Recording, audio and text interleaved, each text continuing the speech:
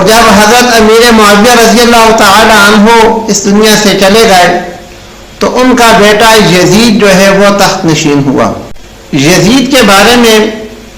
اس وقت جو صحابہ کرام رضوان اللہ تعالی علیہم موجود تھے ان کی رائے یہ تھی کہ یہ یزید جو ہے یہ تخت کا اہل نہیں ہے۔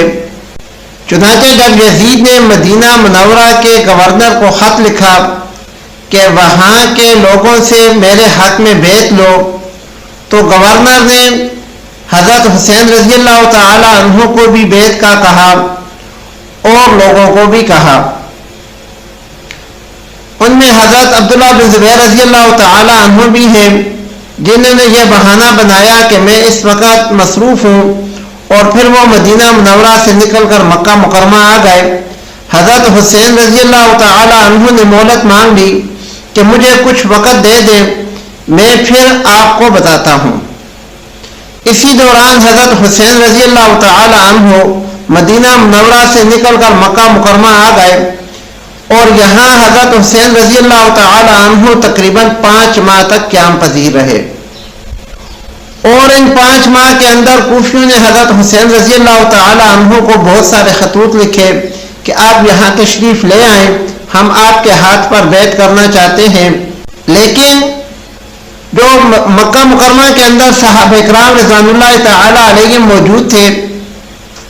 یا اور جو وہاں کے صاحب بصیرت لوگ تھے، انہوں نے حضرت حسین رضی اللہ تعالی عنہ کو منع کیا کہ کوفی ایسے لوگ نہیں ہیں کہ ان پر اعتبار کیا جائے، لہذا آپ وہاں تشریف نہ لے جائیں۔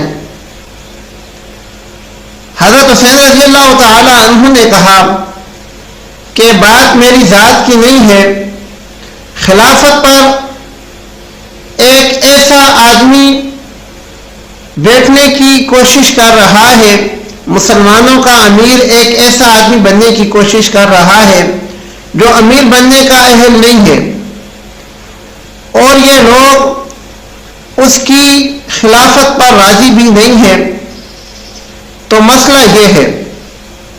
بہرحال حضرت حسین رضی اللہ تعالی عنہ نے ان کی بات مان لی اور کہا کہ اس طرح ہے، میں پھر ایک قاصد بھیج دیتا ہوں کہ وہ کوفیوں کے بارے میں کیا رائے رکھتا ہے یا کوفی اس وقت کیا چاہتے ہیں۔ چنانچہ حضرت حسین رضی اللہ تعالی عنہ نے اپنے چچا زاد بھائی مسلم بن عقیل رضی اللہ تعالی عنہ کو حالات معلوم کرنے کے لیے بھیجا، تو حضرت مسلم بن عقیل رضی اللہ تعالی عنہ نے بھی حضرت حسین رضی اللہ تعالی عنہ کو خط لکھا کہ آپ آ جائیں، یہاں کے لوگ آپ کے ساتھ ہیں۔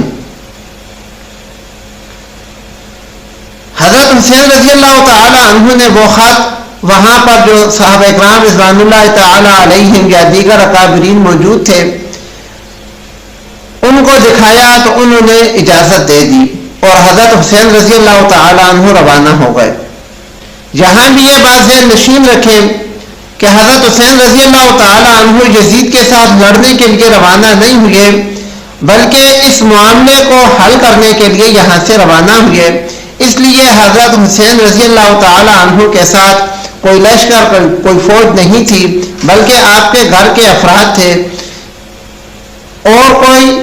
سپہ سالار وغیرہ یا کوئی فوج یا کوئی اسلحہ وغیرہ آپ ساتھ لے کر نہیں نکلے تھے۔ معاملہ یہ ہوا کہ جب حضرت مسلم بن عقیل رضی اللہ تعالی عنہ خط لکھ چکے، وہ حضرت حسین رضی اللہ تعالی عنہ تک پہنچ چکا، اور حضرت حسین رضی اللہ تعالی عنہ 5 مہینے قیام کرنے کے بعد مکہ مکرمہ سے نکل کھڑے ہوئے، تو یزید کو اس سارے معاملے کا پتہ چل گیا، تو اس نے جو کوفہ کا گورنر تھا نعمان بن بشیر رضی اللہ تعالی عنہ صحابی رسول تھے، ان کو معزول کر دیا اور ان کی جگہ عبید اللہ بن زیاد کو نیا گورنر بنا دیا۔ عبید اللہ بن زیاد جو ہے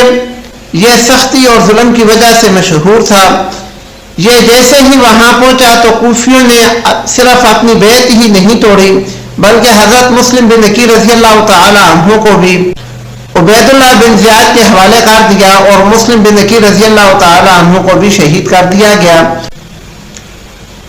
بعض کتب کے اندر لکھا ہوا ہے کہ حضرت حسین رضی اللہ تعالی عنہ کی راستے میں ملاقات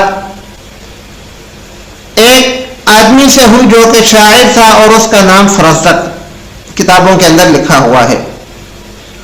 تو اس نے حضرت حسین رضی اللہ تعالیٰ عنہ سے کہا کہ اس طرح ہے کوفیوں کے دل بالکل آپ کے ساتھ ہو سکتے ہیں مگر ان کی تلواریں جو ہیں وہ عبید اللہ بن زیاد کے ساتھ ہوں گی، وہ آپ کے ساتھ نہیں ہوں گی.